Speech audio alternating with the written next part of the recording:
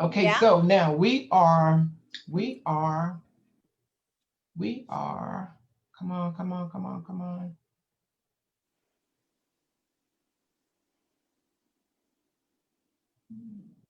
Come on, Facebook. You're live, Reverend Diane. Welcome, everybody. It's a wonderful day, and it's the first day of early voting. I hope everybody has been looking at the news and noticing how many people are going to the polls. It's amazing, just amazing. Long, long lines. Let's hope it stays that way until the 30th of October. So you are welcome. You are listening now to the new WCEG network on WCEGTalkRadio.com. You can click, this is new, you can live stream, use a live stream tab, or you can watch us on your smart TV. How about that? You can also listen to WCEG Network on YouTube. I'm Reverend Diane Dougherty, and you're listening to Take a Stand. WCEG is the Worldwide Community Empowerment Group. And we speak life to community. I'm going to say that again. We speak life to community.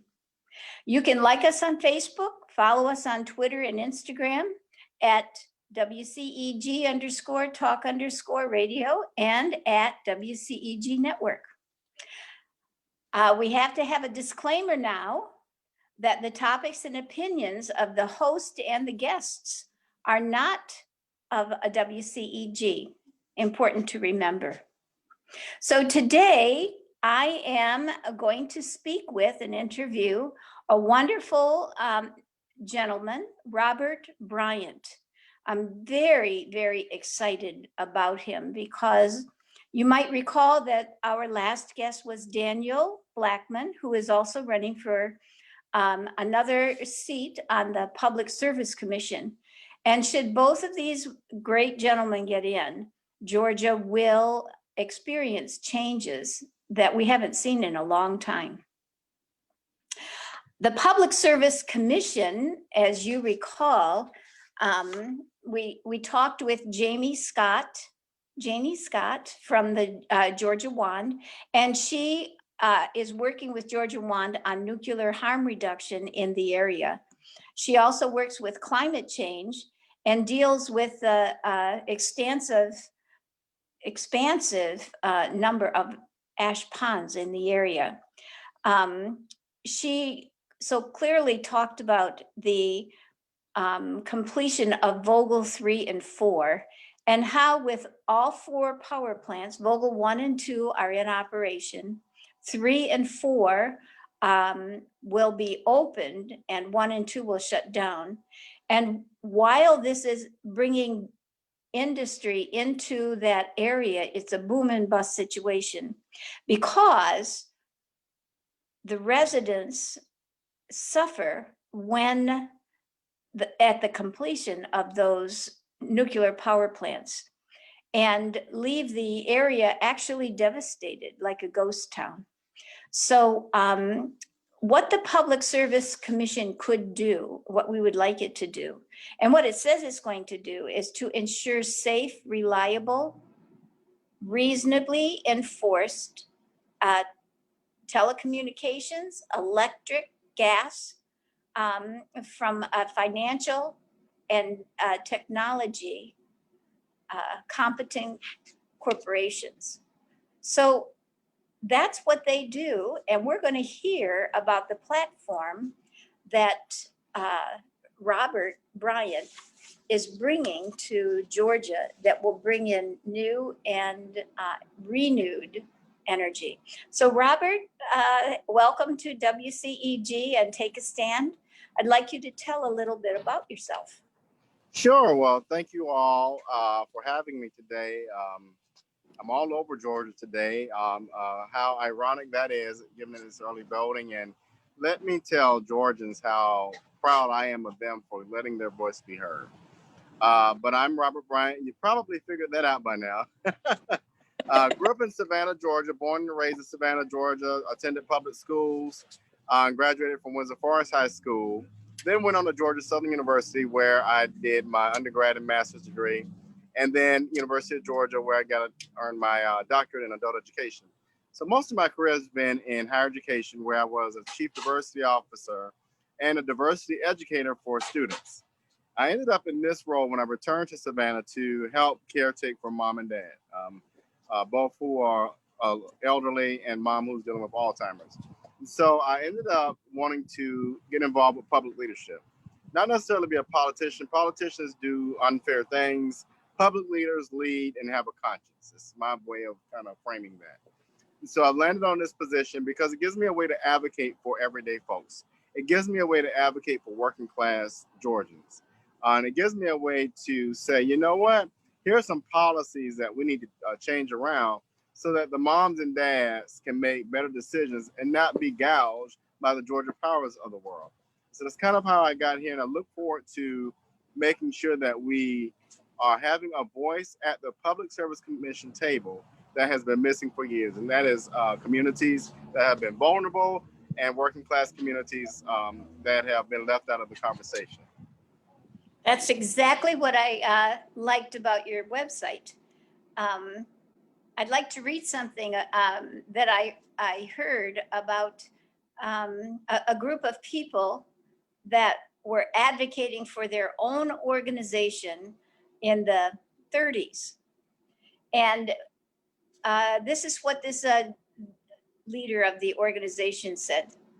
No institution with a bunch of street sweepers as members could influence the public sectors, nor could they pull off the kind of income needed to achieve all I have in mind.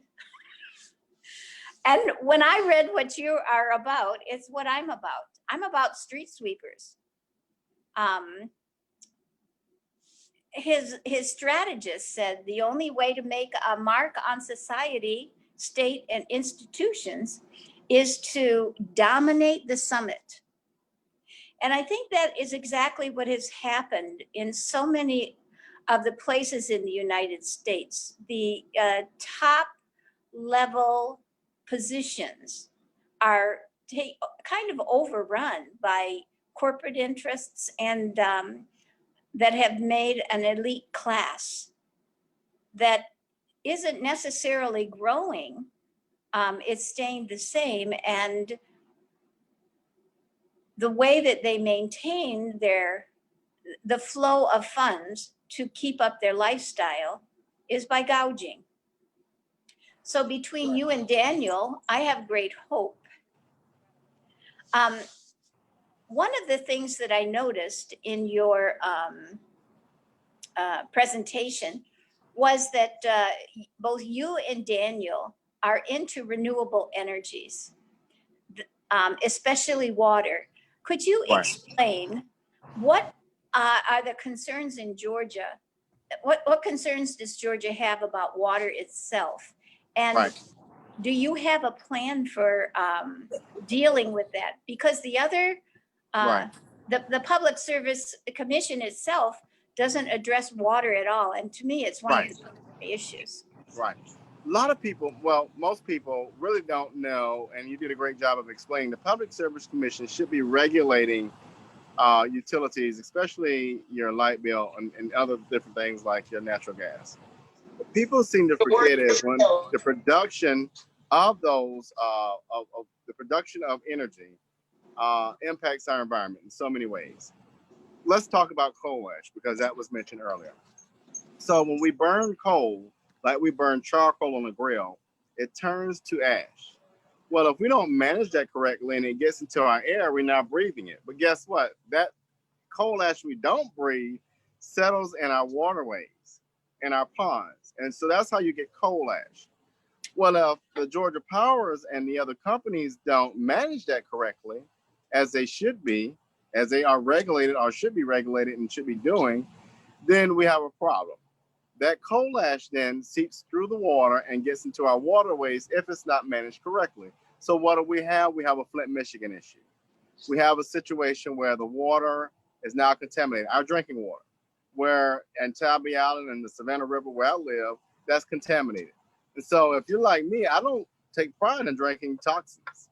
And our current Public Service Commission has coal ash ponds in very strategic areas of our state. And if you take a moment just to Google where the coal ash ponds are, they're in interesting communities. They're certainly not in Brookhaven, Georgia. They're certainly not in Buckhead, Georgia. But I'll let you all figure it out. Regardless of where they are, they shouldn't be here. I'll take you a step further.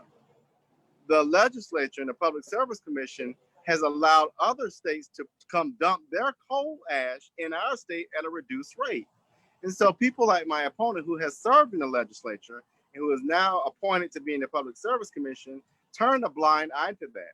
And that impacts our public health. And so when we start talking about issues like that and how we allow these different corporations to pollute our waterways in different manners, we've got to stop doing business in that way, because it's not helpful when we are A, paying for the coal to create our energy, B, paying to take care of that safe removal of that coal. And now, guess what? Georgia Power has come back to the PSC and said, we want the ratepayers to pay for the cleanup. Well, we're not going to do that. Not up under Daniel and myself. When we're elected, ratepayers will not be cleaning up that, will not be paying to clean up that coal ash. And so we just got to start doing business differently, because I tell people all the time, your monthly budget, your public health, and our environment depend on the vote. That's what's on the ballot with the Public Service Commission. Your monthly budget, your public health, and our environment. Love it. Yeah. I voted for you already. Well, thank you. We've just got to get our viewers to do the same thing. That's right. That's right. And for all the viewers, this is going to be recorded and can be sent around. So everybody can replay it and learn. Everyone should learn about what's happening in Georgia in terms of all of these issues. Another very important issue had to do, I think it was in North or South Carolina when they had all that flooding. And the flooding overturned all of the coal ash ponds. With climate change, there's going to be a tremendous impact. So we don't have a long time. We don't have another 20 to 30 to 50 years to deal with this as an issue. It needs to be done extremely quickly. Could you talk about climate change, especially along the coast, and name some of the places? Well, first of all, tell the viewers where they can look up coal ash ponds in Georgia and see how close they are to waterways. Certainly. One of the things I often do is just kind of Google different ideas. And so definitely Google, where are the toxic and the coal ash ponds throughout the state of Georgia? And it gives you a beautiful map of where they're located. And so that has been really helpful. But when we think about climate change, one of the good things, let me start with this. I am so proud of Joe Biden and Kamala Harris for setting out a vision for how we're going to tackle renewable energy, such as solar, wind, and hydro energies. We need to move away from fossil fuels. Let's start there. Those types of chemicals, fossil fuels that get into our air, they have an impact. For every action, there's a reaction. Everybody knows that. We learned that a long time ago in school. So when you cut down trees or when you impact the forest, it releases carbon emissions. There are a number of things from our vehicles, our industries, that we're releasing these toxins in the air, and that does have an impact on the climate. Well, and I thought about this the other day. I'm from Savannah, Georgia, where we experience hurricanes on a normal basis. Not so much now. But isn't it interesting that hurricanes are now all in the Gulf Coast this year? Isn't it interesting how the ice caps are melting and all of a sudden, oh, well, the science can't be right. Well, who's going to be right? At the end of the day, we know that when we create a carbon footprint that is greater than it should be, it has a severe impact on what we do and how sustainable our climate will be. So moving away from fossil fuels and moving to solar energy and giving people tax credits for that and moving to hydro and wind energy makes us a more sustainable planet and makes our environment safer. because at the end of the day, our air quality is impacted. Again, going back to water, our water quality is impacted. And so the climate and the ecosystem, all of these things are impacted when we don't do careful monitoring of how we're releasing carbon, and a number of toxins that hurt us on a daily basis.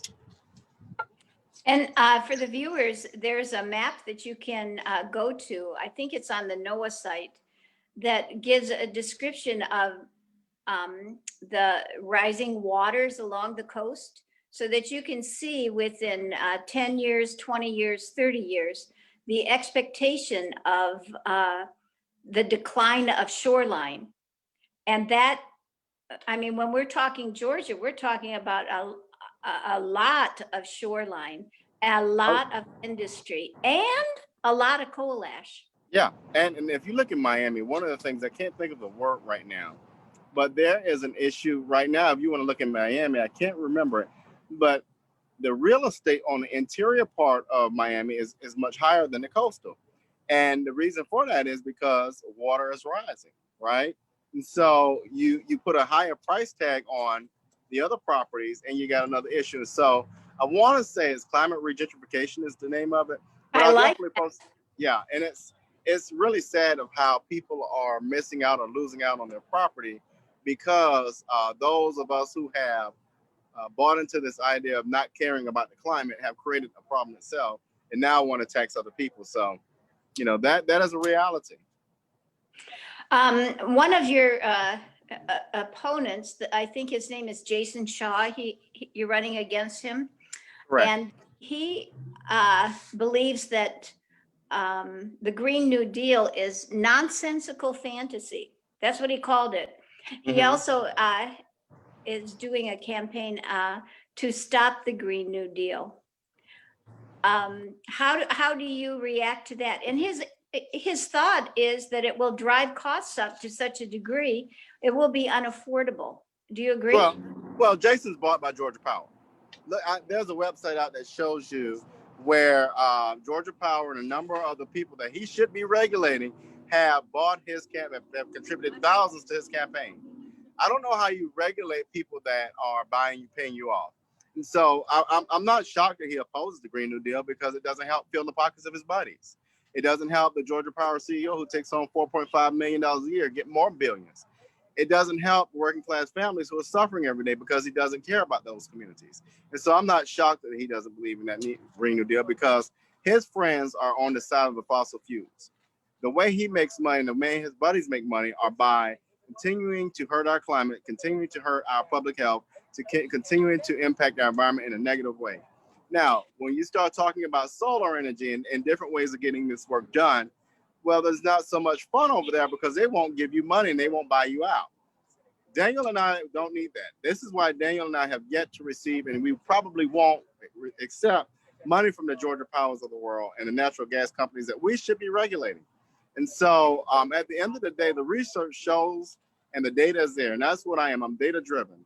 One of the things that I am big on is making sure that any decision that we make impacts our environment and our consumers in a positive way. There will not be a day where we get see another rate hike or another impact on our environment that's negative. That's not going to happen under the next administration with Daniel and I. But I'm not shocked that my opponent is opposed to the Green New Deal because it doesn't help him or his buddies make more money. Okay. Talk about the fear that they're instilling in the people that are voting. You know, we live on fixed incomes. Street sweepers live on fixed incomes, and they can't afford hikes. So how do you balance that fear with the reality that that might not happen at all? Right. And so if you look, one of the things I was shocked when I went back yesterday and I YouTube Georgia Power rate increases. And if you just do that, YouTube that, you would be shocked to see that the Georgia Public Service Commission has approved rate hikes for Georgia Power without any question.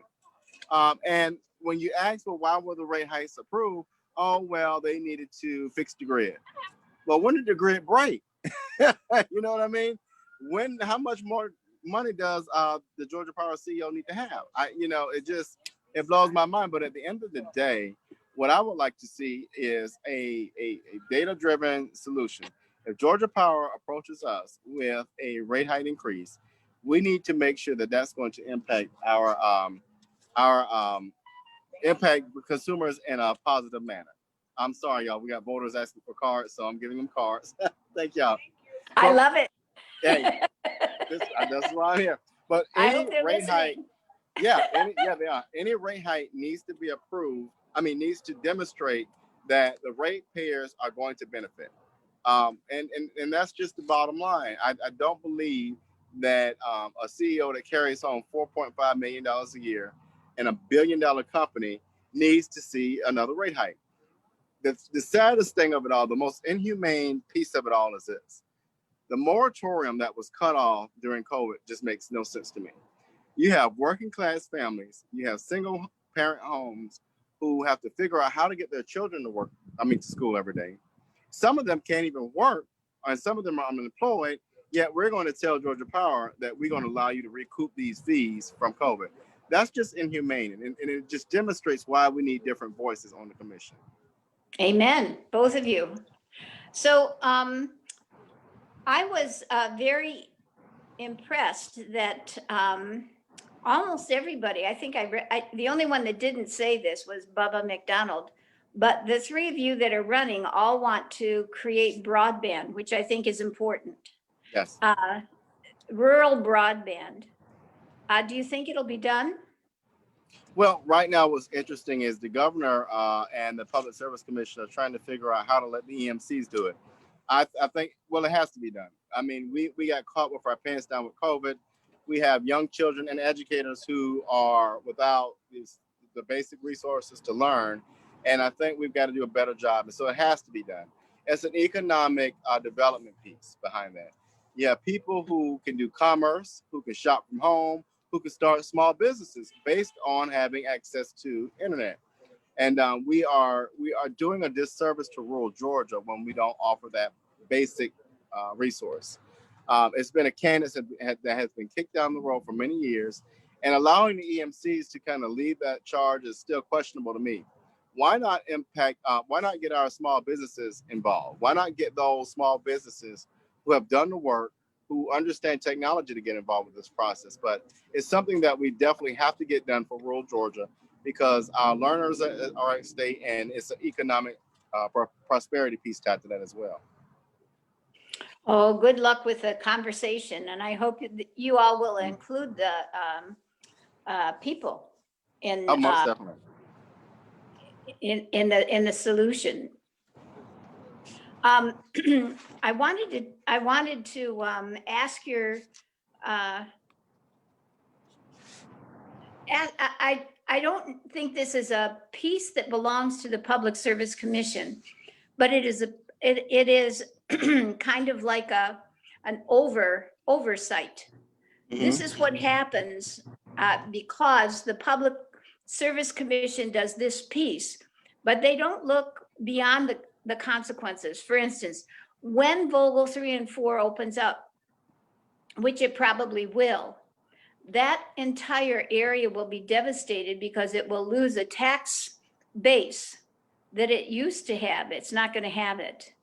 So these are kind of what I call in and out issues, right, that can be legislated before people leave, or when the contracts are being made. For instance, when they did the Mercedes-Benz stadium, the city of Atlanta did not create contractually any benefit for the citizens of Atlanta. They did a contract that would benefit those small businesses that contracted directly with the stadium, with Mercedes-Benz. So you have an entire population in the city that is not going to benefit from the profits that are made from that company. When you look at Vogel and all of the different contracts, I mean, how many companies have gone bankrupt? And who's paid for all of that? Georgia taxpayers. What benefits are we going to get? Are we going to end up paying for this the rest of our life? Right. But most particularly the people of that area. So how do you contractually work with, how does the Public Service Commission do Right. contracts that benefit people? Right. Well, that's absolutely one thing that Daniel and I think about often. One of the things that that kind of gets to me is how contracts and how we keep going, or how the current Public Service Commission continues to go back to the same people to do the same thing. We need to make the contractual process more transparent. We need to make sure that small businesses in Georgia have access to these opportunities. It's not a process that's really transparent at the moment, and it is definitely not one that's fair, based on what I can see. And I'll speak to Vogel. One of the things that, there are pros and cons to nuclear. And at the end of the day, I don't think it was the wisest decision made by the Public Service Commission. I believe it was one that helped their buddies out again. And when you have 5 individuals, a homogenous board that has no checks and balances, those types of things happen. And what I mean by that is we have 5 people who think alike, and they don't have anybody to push back and say, well, that's not a good idea. They just rubber stamp it and it goes through. So that's how we ended up with Vogel. Now, we do have labor unions and laborers involved, and so we got to be very careful how we, as they've done in the past, the Public Service Commission is knee-jerk. We can't do that. We have laborers involved, labor unions, so let's be careful around that piece. So, in that regard, we got to get through it. But in the future, we've got to do better thinking around, again, what is the data? Does the data say this is safe? Does it say that it's going to be sustainable? And what are some other options that can get us to the same end goal? But I do believe that at the end of the day, we've got to keep labor unions involved on the forefront. We've got to make sure that we have small businesses and small business contractors in the state involved, and stop this rewarding of the same people every time we do a major project. I agreed. I was thinking about IBM. I'm old enough to remember when they closed down, or I guess they called it restructuring. And one of the benefits of being, and also in Kodak, one of the benefits of being there is they did retraining for the people that were in that area. Not only did they retrain them, they retrained them to remain in the area and keep the money in the city. What happens with these organizations is the money leaves the city. Right. So that's my spiel. How do we keep money or shift the balance of power so that people are not left holding unhealthy air and a ground that is so damaged it can't be used, and the resources are totally gone, and we've made people poor. I think that's the biggest thing, is these companies need to look at, there needs to be some kind of a poverty data. If you go ahead and do this, what's going to happen to the people of the area? Will they be made poor? And if they're going to be made poor, how can you do, like you said, checks and balances to make sure that doesn't happen? Right. No. And I think that's where, again, we don't do a good job, or the PSC has not done a good job of looking at a holistic approach. Again, a lot of this has been, we got 5 people around the table. We know all 5 will agree, and we know all 5 will benefit on the back end by making this particular decision. And that's not how we serve Georgia. That's not how we serve citizens. It's just inhumane, really, to be honest with you. And we want to do a better job of making sure that if we can't make sure that we have the data, and if we got to make some noise and get some collaborators involved, some of these community organizations, I'm willing to do that. And I've said this before, I think, to the Sierra Club. I'm willing to make noise to make sure that at any point, if our citizens are going to be damaged, we're going to call some folks to the carpet. And that's the bottom line. At the end of the day, the Public Service Commission belongs to the public, not to the corporations. We're going to write that down on a bumper sticker. I love it. That's the Great. next campaign slogan. Someone in the chat on Facebook has the question, asks the question about what we were talking about previously in terms of internet for rural areas. Right. Why don't you let people who know what they're doing invest in Georgians who know what they are doing and let them go ahead and do it? Right. I totally agree. It's one of these things where when the governor and the PSC are like, let the EMCs do it, I'm like, well, what expertise do the EMCs have around this particular area? So I'm all for, okay, well, if EMC is going to do it, what about the small business tech companies that we have right here in state? Why not get them involved in the conversation and let them look at the infrastructure and how do we get to this end goal? We may have people right there in rural Georgia who live and breathe in those communities who own these companies. Let them get involved with this process. But again, we have a public service commission that continues to go back to the same friends to do the same thing to get more money. And that's just not how I want to do business going forward. All right, we got another question that says, does the Public Service Commission do contracts that benefit people? I would say they could. They could. And when we talk about contracts, again, it goes back to labor unions. I'm one who, anytime we look at a major project and we use internet broadband for rural counties, we want to do contracts that are going to be fair to minority and small businesses. And we want to make sure that our labor unions are always involved. Right now, I'm not sure that's always the case. I'm betting to say it's probably not. But when Daniel Blackman and I are elected, that will be a process that we are holding ourselves to, is to make sure that Georgians, especially our small businesses and our laborers, have a fair crack at getting access to some of these opportunities.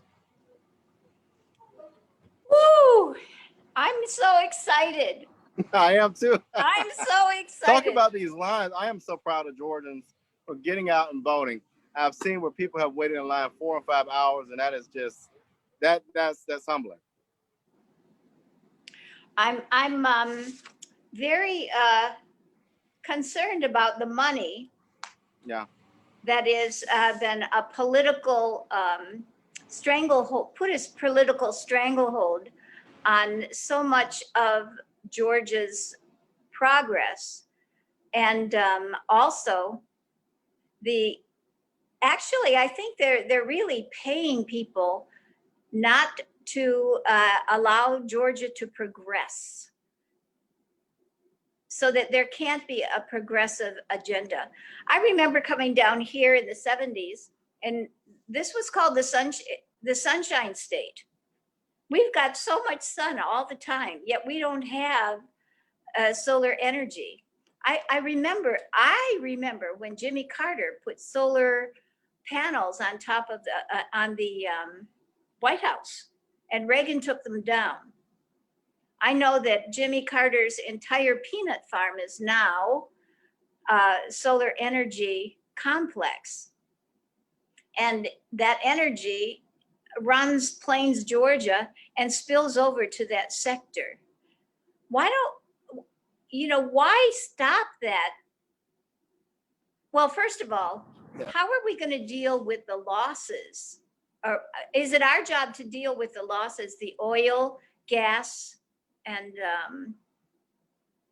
well, the only people that will lose out will be the billionaires and the millionaires, like your CEO of Georgia Power and his buddies currently who are on the Public Service Commission. What Daniel and I envision is a removal of fossil fuels and retraining those workers. Right now, let's say you have someone working in a coal plant.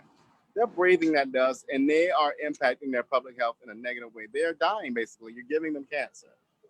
And so that's not the way we want to do business. Let's get them retrained to do clean, sustainable careers, not jobs, careers that pays a livable wage. That's what we want.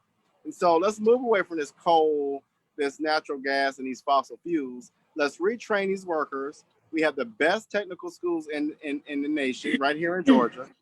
And we have the research from our University System of Georgia schools and our HBCUs and the AUC, the Atlanta University Consortium.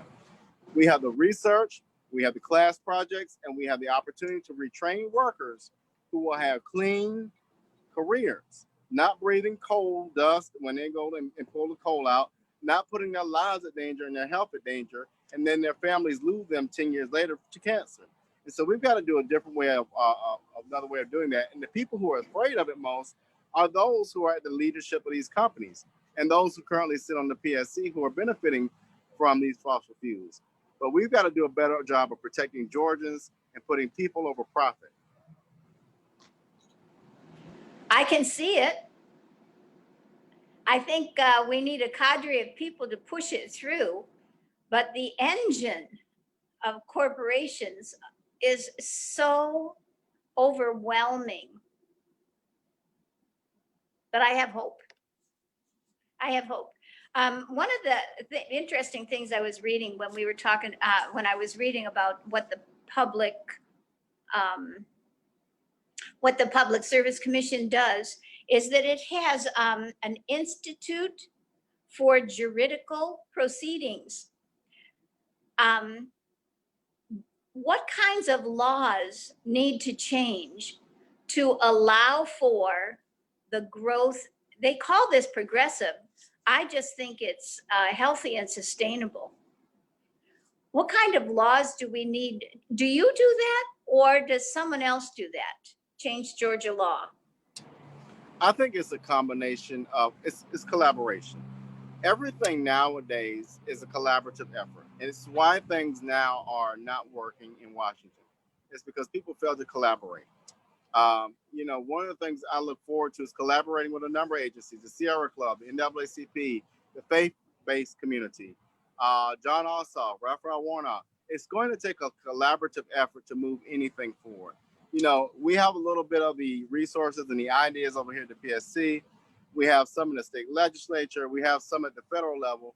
But one agency, one individual cannot move the mountain by themselves. And so I think through a collaborative effort of working with the legislature, of working with our senators, of working with the faith-based community, the NAACP, environmental organizations, all of us coming together to say what makes sense for our state is how we get things done. This mine versus yours attitude is not how things get done. It's why the stimulus bill is held up. It's because you have an individual who cares about putting their name on a check, for God's sakes, while people are out here hungry and struggling. And that's just an example of how, when we forget that we're all in this together, how things can go to the wayside. But working together with a variety of different groups is how we're going to make this change happen.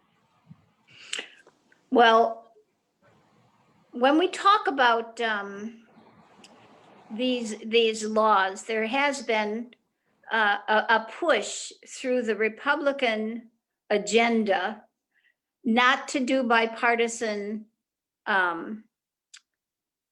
conversations, or it's we'll listen to you in terms of your advice, but we're going to go do whatever we want. How do you how would you work with a Republican House and legislature to achieve the goals that the Public Service Commission wants? Because anybody, no matter what you do, any group could come and block those movements, couldn't they? I mean, you're not independent. If you vote Right. in, let's say, the Green New Deal, a piece of energy where you want to get rid of those ash ponds, someone could come and just block it, couldn't they? Through the Well, yeah, legislature. most definitely. One of the things, but and here's the difference between myself and my opponent. I'm not afraid to pull in. One, I'm not afraid to say, here's the data. This is how change is impacted. We have the data in front of us. For example, we know that coal is not the best way to get energy produced. And the research is out there. Now, I can present the research. I can get on the floor of the commission and present that, and they can still say no. But it's when I start calling the colleagues of the faith-based community. It's when I start going out and reaching out to those organizations and putting pressure on those who just want to ignore the data. It's when you start telling citizens, this individual over here doesn't really care about your public health because this guy over here is filling his pocket with kickbacks. That's how you put pressure on folks. And it's not something that it won't be my first resort, but when the data specifically shows that our consumers, that our ratepayers, that our citizens are being impacted negatively, I'm willing to tell you, I am going to put that pressure on them. And we put pressure on folks by getting other folks involved. It's like my father always said, you can't fight City Hall alone. But when you get enough people to line up and to understand what's going on, then you can impact change. It's almost like now with the Supreme Court nomination.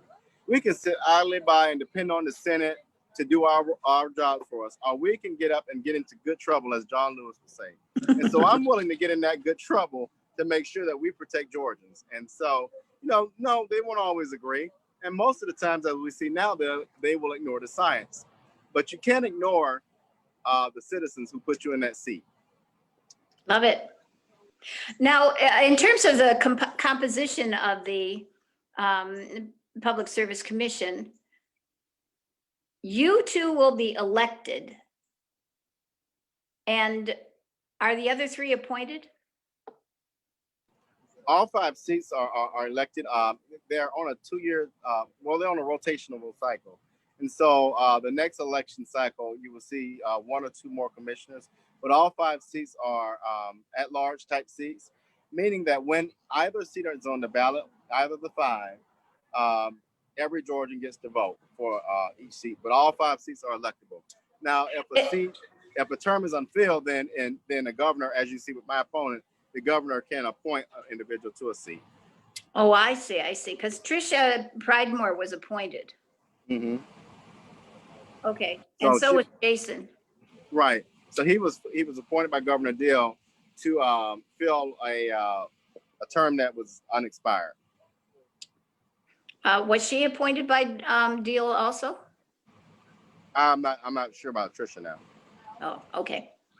All right. Well, my gosh, that time went quickly. Didn't it go? Time flies when you're having fun and you're telling the truth. I wondered if you had anything that you wanted to tell the, I think I said almost everything that was on my list. Do you have anything on yours that you would like to bring up? Well, I just again want to tell every Georgian to stay in line. Don't let the voter suppression or the other antics deter you. Stay focused. Daniel Blackman and Robert Bryant need you. Visit my website for more information. We have a wonderful staff. Let me give a shout out to the staff. We have a team of about 15 people, and every graphic you see, every website change. We have a phenomenal news site on our website. It's www.robertforga.com. And my staff has just been phenomenal. And so they deserve all the praise. And so I'll end with that. Let me thank them. Great. One more thing I didn't ask. Sure. Who are your friends in the legislature? Oh, wow. Yeah. So I am knowledgeable of, I would say we know each other. We're fraternity brothers, but Mickey Stevens is a good one. Lester Jackson from Savannah. We've got, hopefully we'll elect Marcus Thompson. Hopefully I will get a chance to, Stacey Abrams and I, even though she's not in the legislature, she has a lot of influence. We run in some similar circles. And so hopefully I'll get a chance to meet her, but I'm learning and gaining more and more each day. And so I'm looking forward to Marcus Thompson. If you're in 164, elect him. Craig Gordon just retired, but Derek Malo, we have Derek Malo returning. And so definitely I'm happy to be connected to those folks. How can we help your campaign? We need contributions. Contributions, and share information on the website, on your social media. So just reshare things on Twitter. We're Twitter, Instagram, Facebook. The tag is at Bryant for PSC, BRYANT at PSC. So share. Print out the information for people like my mom and dad. They don't use social media, so I print things out for them. And visit the website and contribute if you can. It's www.robertforga.com. Well, thank you so much. This has been absolutely delightful. I'm thrilled. Thank you all for the opportunity. And we're listening to WCEG Take a Stand. I'm Reverend Diane Dougherty, and we are signing off. Thanks again, God bless you. Bye now. Bye-bye.